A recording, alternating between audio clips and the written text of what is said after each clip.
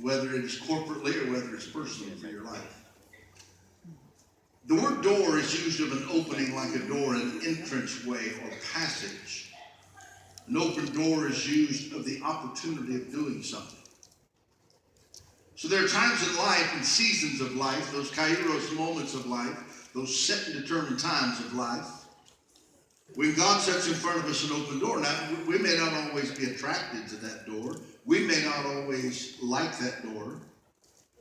But we must discern, is that God? Because a lot of times in life, please understand, you and I are living on planet Earth in a day where the prophetic word of God said that there would be a spirit in the age of delusion.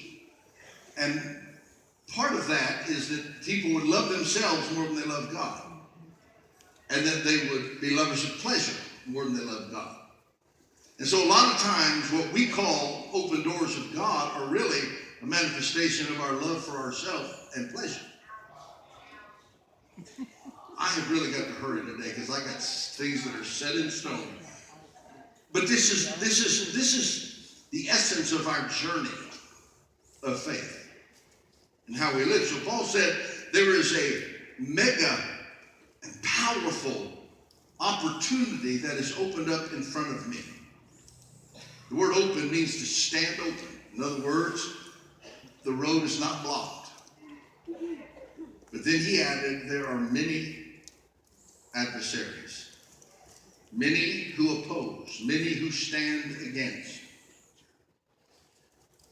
Jesus said this in Revelation 3 and 8, I know your works. Behold, I've set before you an open door, and no man can shut it. When God opens a door in front of you, nobody can shut it. You can either choose to go another way. You can choose to get 1 foot in and 1 foot out. But can't no man, can't no devil shut it if the Lord opens it.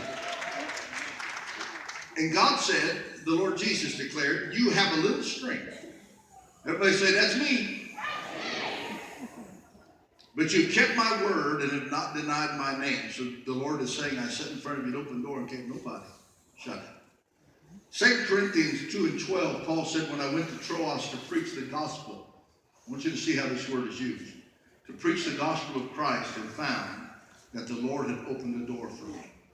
In Colossians 4 and 3, he said, pray for us too, that God may open a door for our message. So it was the preaching of the gospel. It was the message so that we may proclaim the mystery of Christ, for which I am in chains.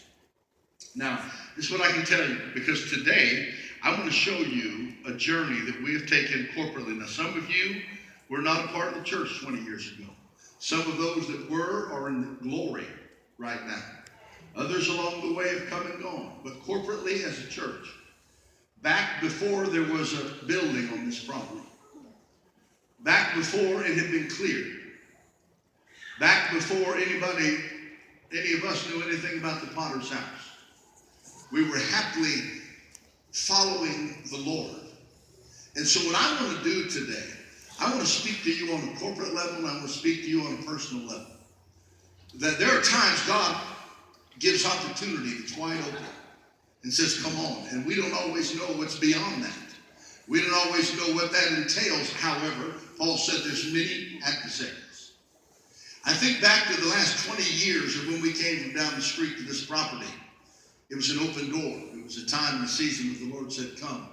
And I can tell you there were many adversaries within and without. And that's the way it's been for as long as I have ever experienced the things of God. And open doors are divine opportunities. They regularly confront us on our journey of faith. Again, individually and collectively.